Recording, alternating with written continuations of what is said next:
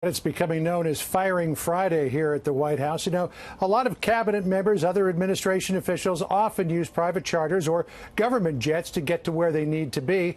But in the case of HHS Secretary Tom Price, he appeared to fly too close to the sun. It was 2 days ago that the fate of HHS Secretary Tom Price seemed to hang in the balance.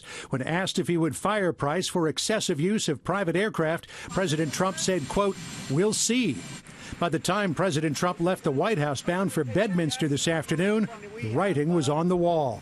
He's a very fine man, but we're gonna make a decision sometime tonight. The president said reports that Price spent more than $1 million of taxpayers' money on private charters was out of step with the image and practice of the Trump White House. You know, we save hundreds of millions of dollars through negotiation. That's one of the reasons I don't like seeing anybody even have a question about, flying.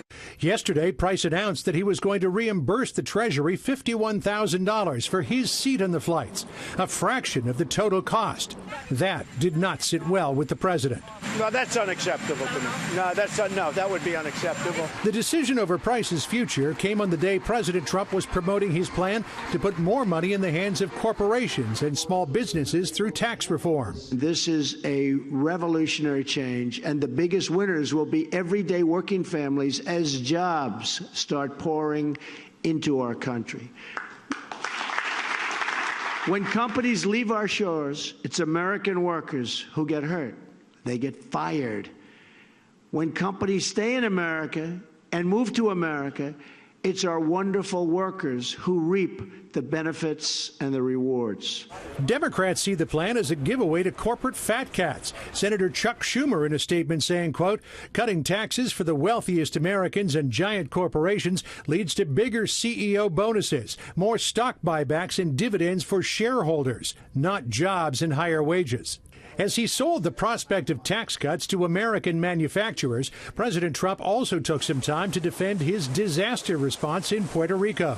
All appropriate departments of our government, from Homeland Security to Defense, are engaged fully in the disaster and the response and recovery effort probably has never been seen. The mayor of San Juan today criticized acting DHS Secretary Elaine Duke for saying this yesterday. I know it is really a good news story in terms of our ability to reach people and the limited number of deaths that have taken place in such a devastating hurricane. Mayor Carmen Yulin Cruz said, "This is not a good news story. This is a people dying story."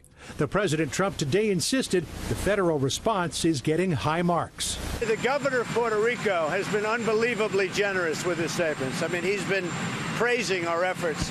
And this is a very difficult, this is a total devastation. We have over 10,000 people in Puerto Rico right now. We're getting truck drivers because the people from Puerto Rico, the drivers just aren't there. They're looking for their homes.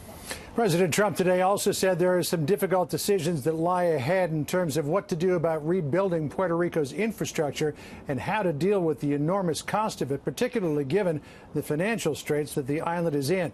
On the private plane issue, Fox News has been told that sometime in the next few days, maybe before Monday, the Office of Management and Budget will come out with a new policy on private plane use for cabinet members and other administration officials. Brett? John Roberts live on the North Lawn. John, thanks.